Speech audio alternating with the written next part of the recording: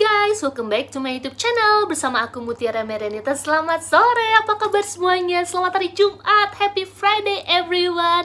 Yay, sudah hari Jumat lagi, besok weekend. Mau pada kemana sih weekend besok? Ayo, kasih tahu dong kisi-kisinya. Ups, kepo banget sih gue.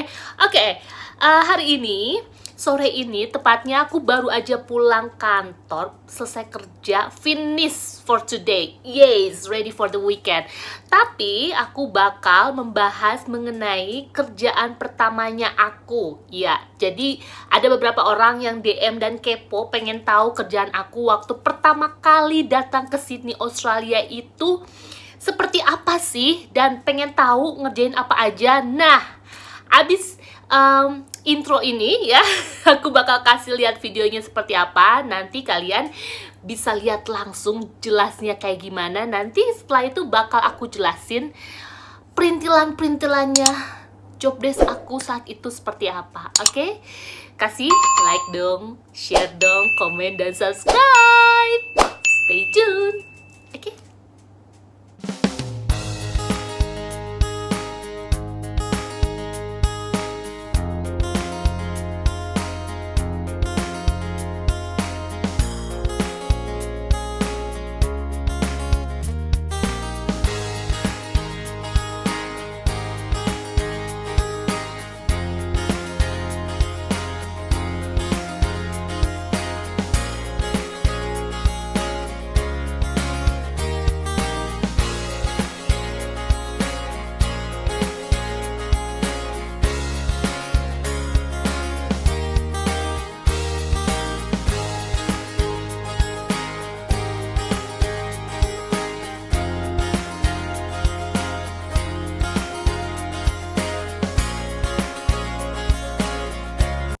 Hai guys, nah kali ini aku bakal membahas mengenai kerjaan pertama kalinya aku di Sydney. Ya, aku udah mention di beberapa video aku yang dulu-dulu, dan bahkan kalau aku di interview sama orang, aku selalu bilang pertama kali aku dapat kerjaan itu di business college. Ya, business college. College itu seperti apa sih? Kayak akademik ya, jadi di bawahnya universitas gitu. Jadi kalau di sini banyak sekali college mulai dari bisnis, mulai dari hospitality. Nah, pertama kalinya aku dapat kerjaan itu di business college yang areanya memang area perguruan tinggi semua di tempat area tersebut. Ada juga universitas yang cukup ternama, yaitu University Technology Sydney UTS, dan ownernya itu orang Cina langsung gitu ya. Dan business college-nya ini tuh ada 2 cabang, juga dia ada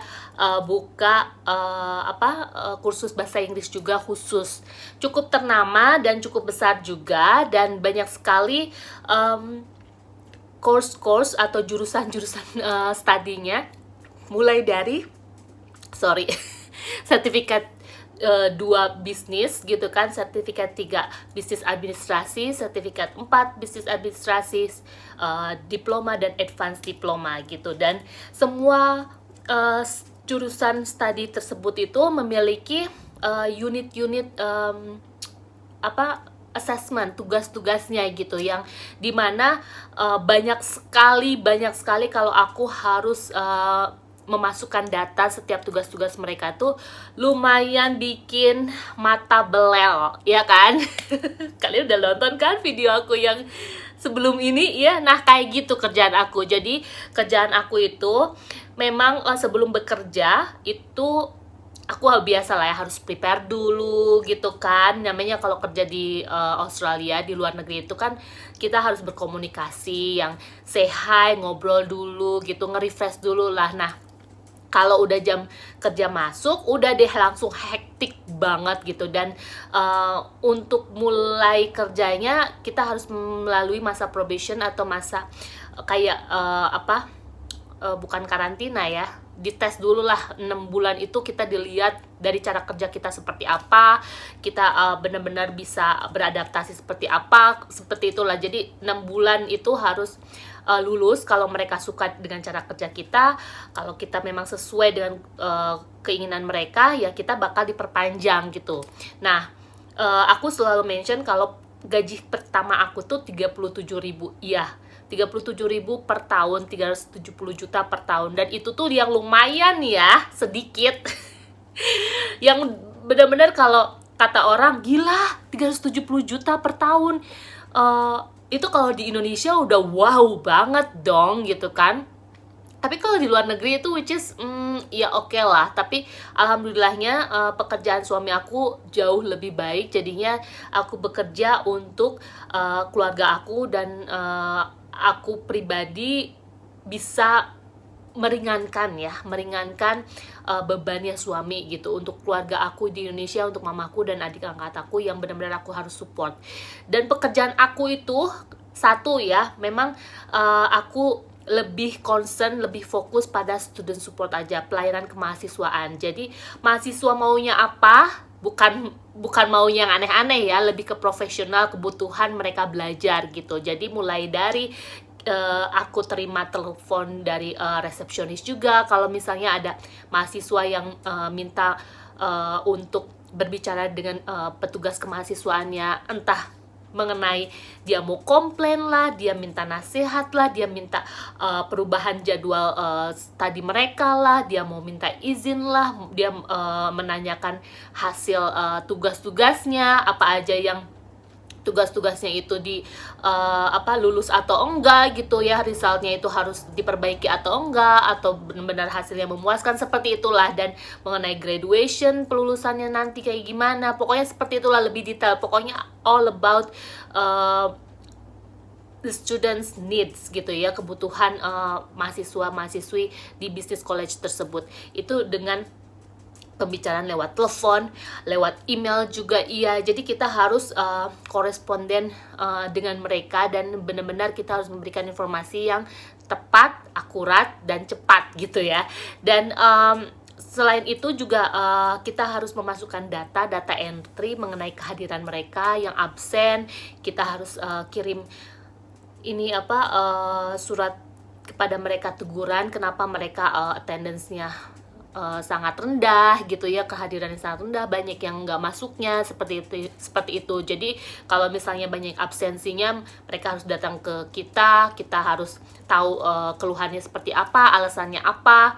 Terus selain ke daftar kehadiran juga itu super duper banyak banget. Yang business college itu total studentnya itu, total mahasiswanya ada kali 1.500 atau 1.600 ya, sangat besar banget kalau dibandingkan dengan college yang tempat kerja aku sekarang gitu. Jadi kalau yang tempat kerja aku sekarang itu setengahnya dari total mahasiswa-mahasiswi yang di business college yang aku kerja pertama kali gitu. Dan itu udah mulai dari attendance, assessmentnya itu yang lebih parah lagi. Assessmentnya, untuk attendance juga kan setiap term juga kita harus filing ya, filing juga benar-benar berdasarkan alphabetical, berdasarkan course-nya apa. Jadi kalau misalnya ada komplain nih, dia tuh masuk terus, tapi dia suka lupa tanda tangan gitu ya, karena kan pada saat itu tuh 2015 tuh masih manual gitu, jadi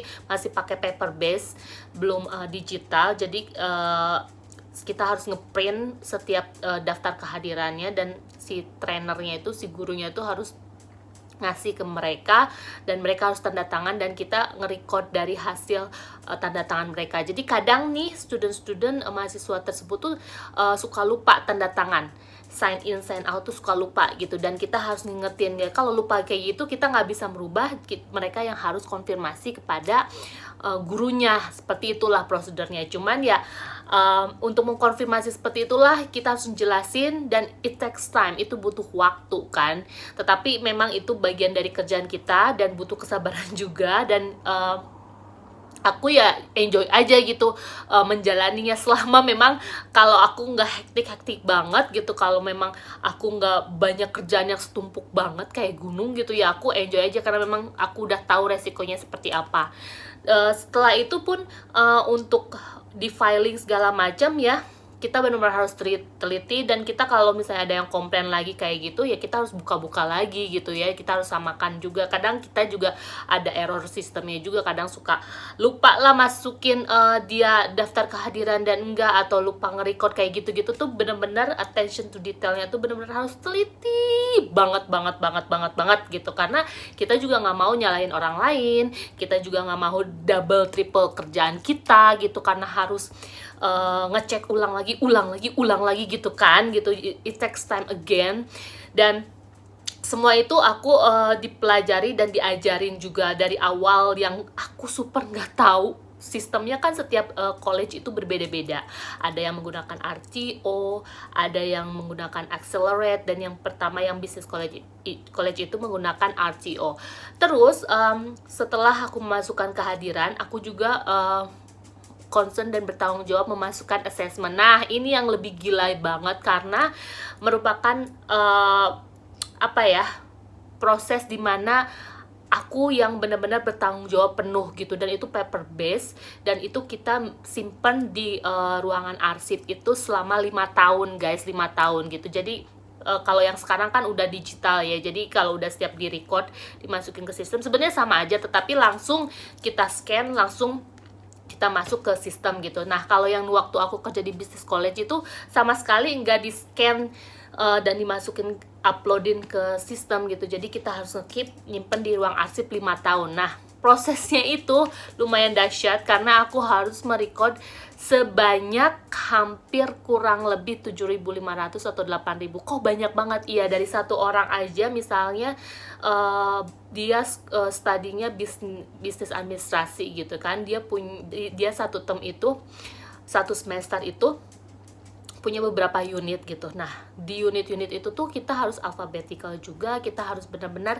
kalau langsung si student itu kompeten, sukses, nilainya bagus, nggak perlu diulang, itu nggak masalah gitu. Tapi kalau misalnya harus diulang dan jelek, failed gitu, kita harus info, kasih SMS, info ke mereka harus datang, mereka harus perbaiki, langsung submit lagi, serahkan ke gurunya, terus nanti balik lagi ke kita, ke gurunya tuh ke kita nih si mahasiswanya udah lulus skor bagus dari failed ke kompeten gitu. Dan itu tuh butuh waktu juga dan proses juga, aku masukin datanya, dan dari mulai segini sampai segunung gitu, kalian bisa lihat tadi di video. Dan itulah kerjaan aku selama 3 tahun, yang dimana 1 tahun itu ada 4 semester atau 4 term, 1 term itu 10 minggu, dan setelah 10 minggu tuh ada jeda liburannya. Dan selama 10 minggu itu biasanya minggu ke-5 sampai minggu akhir tuh udah paling dahsyat banget. Setiap harinya itu aku harus selalu review kayak gitu guys. Jadi makanya kadang aku udah kayak males banget lihat handphone lagi, males nonton apa lagi, karena matanya udah belel di depan komputer terus, udah capek, lelah banget. Tapi aku masih concern juga gitu ya, fokus juga dengan kegiatan aku yang lain gitu ya. Jadi pada saat 2015 aku nggak fokus ke YouTube sih, iya pada saat itu gitu. Dan malah aku sering kayak tampil menari di beberapa acara-acara Indonesia gitu. Masih suka enjoy dengan penampilan tari jaipong aku dengan komunitas lain gitu ya, kalau lagi diundang. Nah, lebih utamanya seperti itu guys. Jadi makanya kalau memang sibuk banget, triple sibuk, tapi alhamdulillah gitu, segala kemampuan aku tuh dihargai, dan manajer aku pun melihat gitu, aku tuh yang benar-benar super teliti, karena dibutuhkan teliti, kesabaran, dan cepat. Itu sih, kalau nggak teliti, sabar, dan cepat itu udah deh feeling kita udah langsung males gila, kerjaan banyak banget. Tapi tertantang buat aku, karena disitulah aku bener-bener tahu speednya aku dalam mengerjakan sesuatu itu seperti apa. Sampai aku kadang nggak bisa berkomunikasi atau bersosialisasi dengan orang-orang lain yang ada di kantor aku. Yang pasti aku datang, masukin data, udah gitu kadang ya setelah jam makan siang, meskipun makan siangnya sejam gitu, aku langsung fokus lagi sampai bisa kadang aku lembur gitu ya, ataupun di hari kemudiannya aku datang lebih early, lebih awal gitu. Tetapi aku rasa enjoy memiliki teamwork yang bagus, dan banyak sekali pembelajaran yang aku dapat di pertama kalinya aku dapat kerja di luar negeri gitu. Dan alhamdulillah langsung di kantor tanpa ijazah dari Australia gitu, karena aku nggak pernah belajar ataupun kerja sebelumnya di negara Australia gitu. Semua ijazah dan kesempatan aku bekerja itu semua di Indonesia. Tetapi ya pada saat itu interview lah yang benar-benar meyakinkan mereka untuk mau menerima aku menjadi bagian dari perusahaan tempat aku kerja pertama kalinya itu. Jadi di kerjaan aku pertama kalinya itulah kerjaan aku, dan setiap tahun aku diberikan bonus kenaikan gaji dari 37.000 aku naik menjadi 40.000 gitu ya, 400 juta, sampai aku di tahun kedua naik lagi menjadi 45 gitu. Dan alhamdulillah gitu kan, alhamdulillah yang dimana semua itu membuahkan hasil, naik gajinya sampai 50 juta gitu per tahun. Dan aku bangga karena aku menghasilkan sesuatu, dan aku pun bisa nge-approve diri aku, bahkan aku bisa membuat diri aku di mata suami itu lebih lebih tinggi lah nilainya, karena bukan hanya saja kita sebagai istri, tetapi kita juga bisa menjadi wanita karir yang menghasilkan tanpa harus tergantung dengan uangnya suami lah gitu ya. Jadi lebih independen, lebih tahu bahwa gue punya istri yang benar-benar memiliki value yang cukup tinggi. Seperti itulah sih guys. Jadi kalau orang-orang melihat aku enak sekarang ya hidupnya, seperti ya kita juga masih bekerja, tetapi aku masih punya mimpi, dimana aku juga mungkin suatu saat nanti aku nggak akan terus tetap bekerja terus gitu. Aku juga punya cita-cita dan planning hidup aku kayak gimana. Untuk saat ini mungkin aku masih tetap melanjutkan yang ada di depan mata, pekerjaan yang aku sekarang aku lakukan. Nah nanti mungkin aku akan bikin video kerjaan aku yang saat ini seperti apa, mungkin nanti, nggak bisa sekarang. Tetapi di video kali ini aku hanya mau kasih lihat itulah pekerjaan aku di business college yang memang pekerjaan pertama aku di Australia.